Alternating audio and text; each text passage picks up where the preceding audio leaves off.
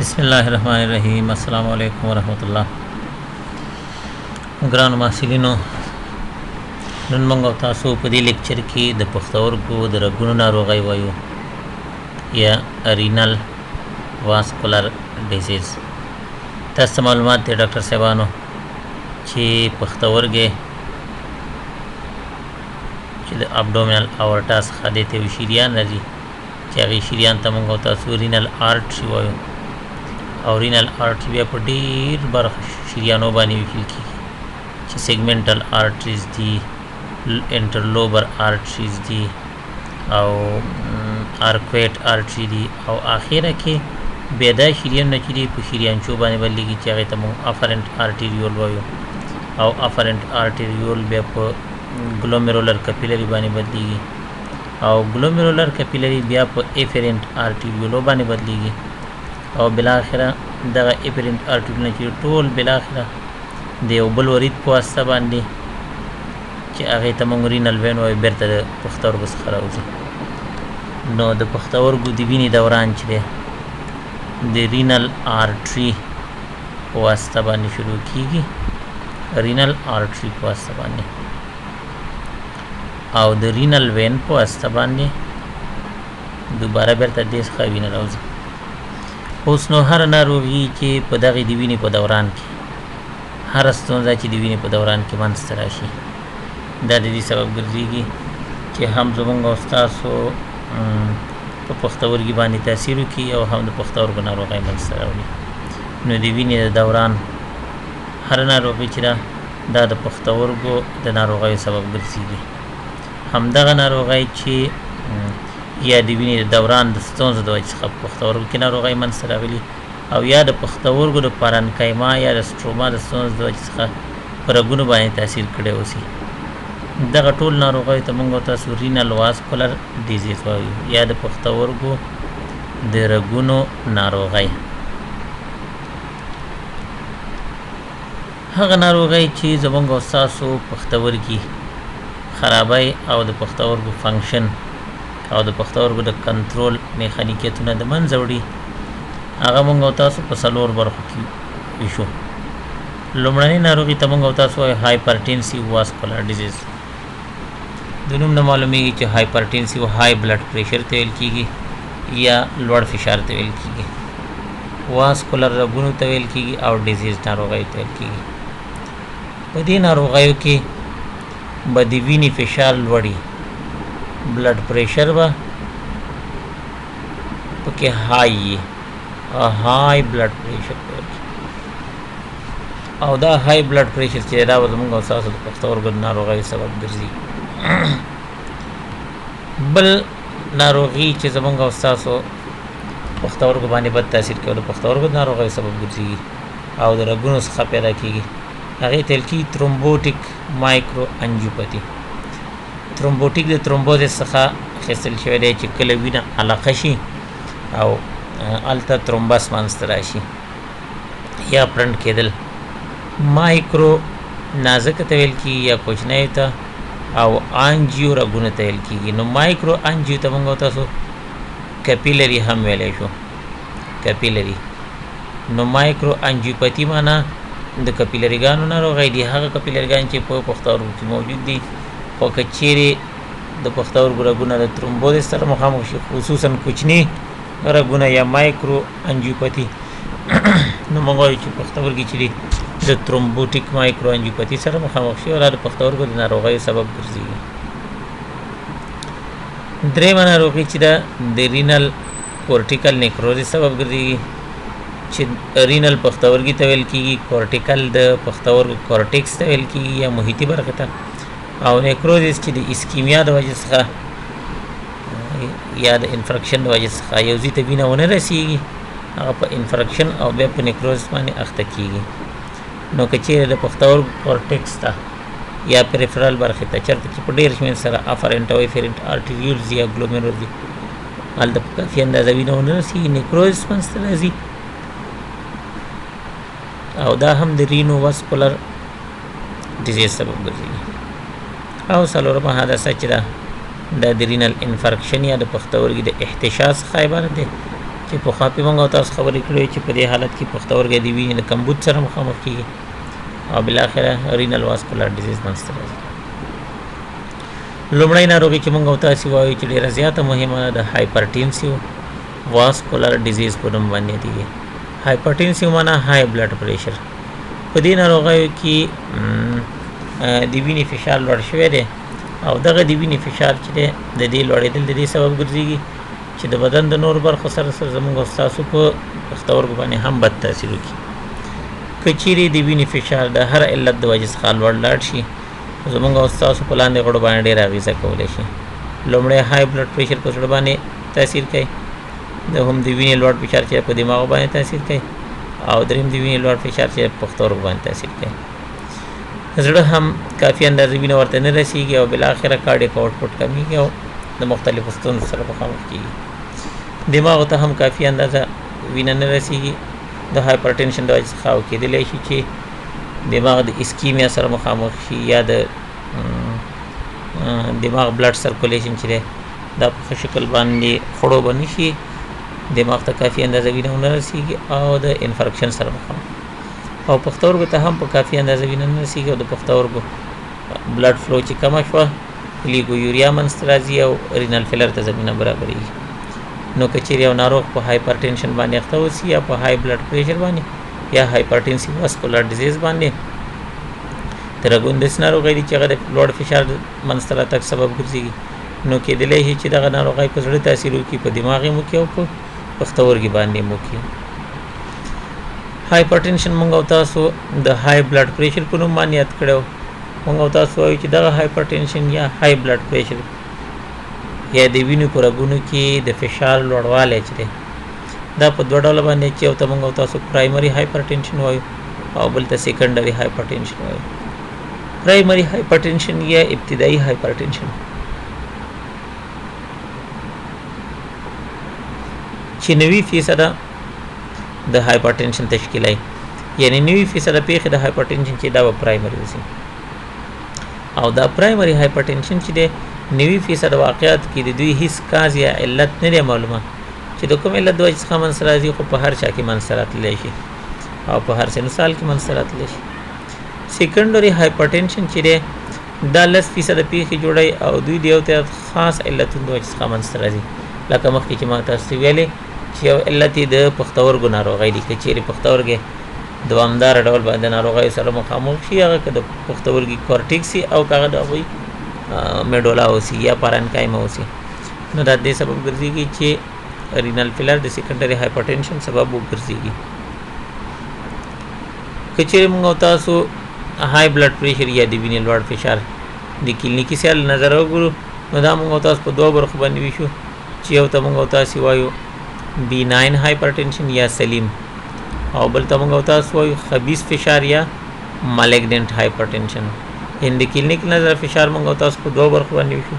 چې یو ته موږ او تاسو سلیم هایپرټینشن یا بیناین هایپرټینشن وایو یا سلیم فشار ورته وایو لوړ فشار، او بل ته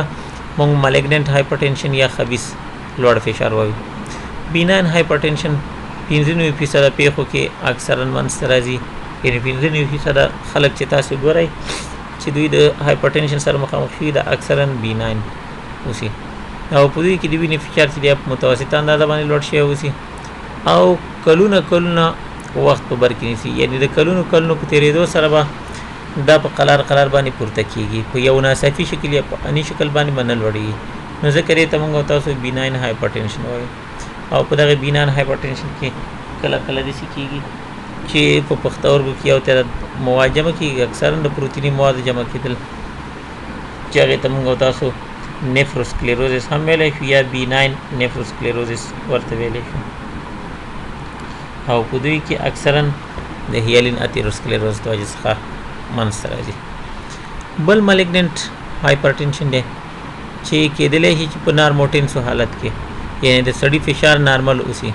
او یا چې د هایپرټینشن شخص اوسي یا فشار هم لوړ اوسي. یو سړی د نارمل دی خو یو ناڅاپي ورکې فشار د 200 پر 140 ملي متر سیماب لوړېږي، او یو سړی دی چې د پخوانه په هایپرټینشن باندې مبتلا دی، نارموټینسیو نه دی هایپرټینسیو دی او فشار پکې په یو ناڅاپي شکل باندې د 200 پر 140 ملي متر سیماب باندې لوړیږي. که چیرې دغسې یو حالت منځته راشي نو موږ وایو چې مالیګننټ هایپرټنشن دی یا مالیګننټ نیفروسکلیروزس په ناروغ کې منځته راغلی دی او دا په یو ناڅاپي شکل باندې منځته راځي. اکثرا د دغه حالت سره تاسې وګورئ چې په ناروغانو کې پپیل ایډیما منځته راځي او د شبکې یا د ریټینا خونریزي پکې منځته راځي او هایپرټنسیو انسیپالوپاتي پکې منځته راځي. که چیرې یو ناروغ په مالیګننټ هایپرټنشن باندې مبتلا اوسي 200 پر 140 ملي متر ستون سیماب ته فشار رسیدلی اوسي نو په دوی کې به د اوپټیک نرف چې په سترګه کې موجود دی هغه به پړسېدلی اوسي، د هغې شاوخوا برخې به پړسېدلي اوسي او دا کېدلی شي چې د ړندېدو سبب هم وګرځېږي. نو موږ وایو چې ناروغ په پپیل ایډیما باندې اخته دی. همدارنګه د ریټینا په داخل کې چې کوم کوچني کوچني کپیلري ګانز دي هغه رپچر کوي د هایپرټنشن د وجې څخه فشار ډېر لوړ شوی دی 200 پر 140 ملي متر ستون سیماب دی نو په شبکیه یا په ریټینا کې د بلیډینګ یا د خونریزۍ سبب ګرځېدلی شي. او همدارنګه په دماغو کې هم انسیپالوپاتي منځته راوړي چې هایپرټنسیو انسیپالوپاتي ورته موږ او تاسو وایو. په دماغو کې هم کوچني رګونه چې دي یا کوچني کپیلري ګان چې دي هغه د شکېدو سبب ګرځېږي، د سیریبرل بلیډینګ سبب ګرځېږي او بالاخره موږ وایو چې ناروغ په هایپرټنسیو انسیپالوپاتي باندې اخته شوی دی. نو د کلینیکي سیر له نظر موږ تاسو فشار په دوه ډوله باندې دلته ویل چې یو ته B9 هایپرټنشن ویل کېږي او بل ته مالیګننټ هایپرټنشن ویل کېږي. که چیرې موږ تاسو د کلاسیفیکیشن یا تصنیف بندۍ له نظره وګورو هایپرټنشن موږ تاسو په مختلفو شکلونو باندې لیدلی شو. یو ته موږ تاسو سیسټولیک بلډ پریشر وایو او بل ته موږ تاسو ډیاسټولیک بلډ پریشر وایو. که چیرې یو سړی نارملی سالم صحتمند اوسي په دوی کې سیسټولیک بلډ پریشر چې دی دا کمتر د 120 ملي متر ستون سیماب څخه دی او ډیاسټولیک پریشر چې دی دا پکې کمتر د 80 ملي متر ستون سیماب څخه دی. یعنی یو نارمل سالم صحتمند شخص چې دی سیسټولیک بلډ پریشر به 120 څخه کم اوسي او ډیاسټولیک به د 80 څخه. خو که چیرې همدغه سړی د 120 او نه تر 190 ملي متر ستون سیماب پورې د دوی سیسټولیک پریشر او د 80 نه تر 90 پورې د دوی ډیاسټولیک پریشر لوړ شو نو دې ته موږ تاسو پری هایپرټنشن ویلی شو. پری هایپرټنشن دا معنی چې ناروغ تر اوسه په هایپرټنشن اخته شوی نه دی خو لیکن د هایپرټنشن په لومړني سټیج کې دی، یعنی هایپرټنشن ته دا سړی آماده دی که چیرې د یو سړي فشار په دې اندازه کې وسي. دریم سټیج ته موږ تاسو هایپرټنشن وایو چې هایپرټنشن دې ته ویل کېږي چې کله سیسټولیک فشار د 140 ملي متر ستون سیماب څخه لوړ شي او 159 پورې وسي او ډیاسټولیک د 90 څخه لوړ شي نو دې ته موږ تاسو سټیج 1 هایپرټنشن وایو. سټیج 1 هایپرټنشن کې 140 نه تر 159 پورې سیسټولیک پریشر دی او د 90 نه تر 99 پورې د ډیاسټولیک پریشر دی. اوس زموږ تاسو سټیج 2 ته که چیرې د 160 ملي متر ستون سیماب څخه فشار لوړ لاړ شي سیسټولیک پریشر او ډیاسټولیک پریشر د 100 ملي متر ستون سیماب څخه لوړ لاړ شي نو موږ وایو چې دا ناروغ چې دا په سټیج 2 هایپرټنشن باندې مبتلا شوی. او که چیرې سیسټولیک پریشر د 140 سره مساوي او یا د 140 ملي متر ستون سیماب څخه لوړ وسی یا مساوي یا لوړي او ډیاسټولیک پریشر د 90 ملي متر ستون سیماب څخه کم وسی نو دې ته موږ تاسو ایزولیټډ سیسټولیک هایپرټنشن ویلی شو. او همدارنګه که چیرې سیسټولیک پریشر د 200 ملي متر ستون سیماب څخه لوړ لاړ شي چې دا ډېر خطرناک حالت دی او ډیاسټولیک پریشر د 140 ملي متر ستون سیماب څخه لوړ لاړ شي او یا د دې سره مساوي وي نو دلته سډن آنسیټ یا سډن یو ناڅاپي منځته دا حالت منځته راځي او سډن ډیث منځته راځي او دې ته موږ تاسو وایو مالیګننټ هایپرټنشن یا خبیث هایپرټنشن چې اکثرا د سیریبرل بلیډینګ سبب ګرځېږي او د حیاتي غړو سټاپ کېدو سبب ګرځېږي او د مړینې سبب ګرځېږي. دا د هایپرټنشن سیسټولیک او ډیاسټولیک کلاسیفیکیشن چې مختلف شکلونه باندې موږ تاسو ولوست. هایپرټنشن د کومو سببونو د وجې څخه منځته راځي موږ تاسو د دې سببونه په دوه برخو باندې ویشو. یو ته موږ تاسو وایي اسینشل هایپرټنشن یا ابتدایي او بل ته موږ تاسو مخکې هم سیکنډري هایپرټنشن یا ثانوي ویلي. اسینشل هایپرټنشن چې 90% واقعیت په خلکو کې لیدل کېږي اکثرا د جینیټیکي فاکتورونو د وجې څخه یو سړی په فامیلي شکل باندې یا په جینیټیکي شکل باندې های بلډ پریشر لري او د نژاد د وجې څخه په نژادي شکل باندې او یا د محیط انوایرمنټ فاکتورونه دي چې په خلکو باندې تاثیر کوي او همدارنګه یو تعداد تغییریدونکي فاکتورونه هم شته دي چې اکثرا دا د اسینشل هایپرټنشن سبب ګرځي لکه چاقي شو او یا د سیګریټ سکل شو یا یو تعداد نور مواد چې هغه کېدلی شي چې یو ناروغ پرېږدي او بیرته خپل لومړني حالت ته راشي نو اسینشل هایپرټنشن چې دی اکثرا د دغې علتونو د وجې څخه رامنځته کېږي راځو موږ او تاسو سیکنډري هایپرټنشن چې خطرناک هایپرټنشن دی علتونه به معلومه اوسي او په 10% واقعاتو کې د هایپرټنشن منځته راځي نو ټول نه اول د پښتورګو ناروغۍ دي یا رینل ډیزیز دي دا کېدای شي د پښتورګو د رګونو ناروغۍ اوسي یا رینو واسکولر اوسي او یا د پښتورګو د پارانکایما ناروغۍ اوسي چې د پښتورګو پارانکایمل ناروغۍ چې د دې سبب ګرځيږي چې سیکنډري هایپرټنشن په ناروغ کې منځته راشي دوهم علت چې د اندوکراین ناروغۍ دي چې اندوکراین ناروغۍ اکثرا د اډرینو کورټیکل هایپر فنکشن د پښتورګو په سر باندې چې د اډرینل کورټیکس کومه غده ده د هغوی زیات فعالیت د دې سبب ګرځيږي چې د هغوی هایپر فنکشن یا زیات فعالیت د دې سبب ګرځي یا د هغوی د اندوکراین هورمون ډېر افرازېدل چې دي د دې سبب ګرځيږي چې سیکنډري هایپرټنشن منځته راځي همدارنګه پاراتایرویډ غدې ډېر زیات فعالیت یا هایپر پاراتایرویډزم دا هم د سیکنډري هایپرټنشن سبب ګرځېدلی شي او که یو ښځه د خولې د لارې څخه کنټراسپټیو دواګانې یا د حمل ضد دواګانې د ډېر وخت لپاره استعمالوي دا ښځې هم په سیکنډري هایپرټنشن باندې اخته کېدلی شي دریم علت د سیکنډري هایپرټنشن چې دی د اورټا تضیق دی یا کورپټیشن دی یا د اورټا یا د ابهر بندش دی یا تنګېدل دي او څلورم علت د هایپرټنشن چې دی دا نیوروجینیک یا عصبي ستونزې دي چې دا ټول د دې سبب ګرځي چې په سیکنډري شکل یا په ثانوي شکل باندې هایپرټنشن منځته راوړي په دې شکل کې تاسو ته ښکاره کېږي چې د پښتورګو شریان چې مخکې ورته موږ تاسو رینل آرټري ویلی وو په هغې کې تنګوالی منځته راغلی دی او دا تنګوالی د دې سبب ګرځي چې های بلډ پریشر ته زمینه برابره کړي تاسو وګورئ دلته په دې ساحه کې یو پښتورګی چې دی دا سټینوټیک شوی دی یا رینل آرټري سټینوټیک شوی ده کېدلی شي د اتیروسکلیروز د وجې څخه اوسي د فیبروماسکولر ډسپلازیا د وجې نه د پوسټ ټرانسپلانټ سټینوزس د وجې څخه اوسي او همدارنګه کېدلی شي چې د اسکیمیا د وجې څخه اوسي په دې ټولو حالاتو کې تاسو وګورئ چې پښتورګو ته کافي اندازه وینه نشي تللی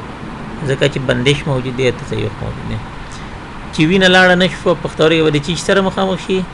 د اسکیمیا سره چې د اسکیمیا سره مخامخ شو ګلومرولر فلټریشن پریشر به کم شي که به کم نشي جی اف آر به کم شي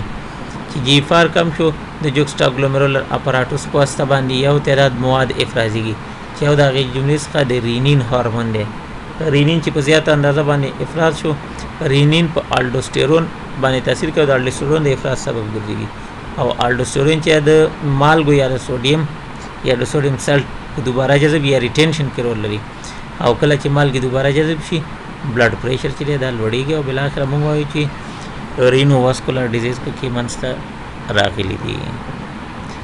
دا د پښتورګو د علت د وجې څخه د هایپرټنشن منځته راتګ چې موږ تاسو په مختصرا خبرې وکړلې